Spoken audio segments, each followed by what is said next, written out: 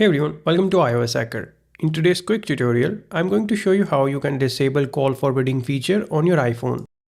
If your calls are being forwarded to another number and you want to turn that off, this video will walk you through the exact steps. Let's get started. First, unlock your iPhone and open the Settings app. Scroll down and tap on Apps option. Then find the Phone option and tap on it. This is where you can control your incoming call options. Inside the phone settings, tap on Call Forwarding. Depending on your carrier, this option may appear slightly different, but it should be right there. If call forwarding is currently enabled, you will see a toggle switched on. Simply tap the toggle to turn it off.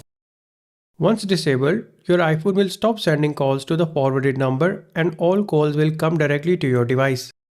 In some rare cases, the change may take a few moments to update with your carrier. If call forwarding is still active, try toggling it off again and restarting your iPhone.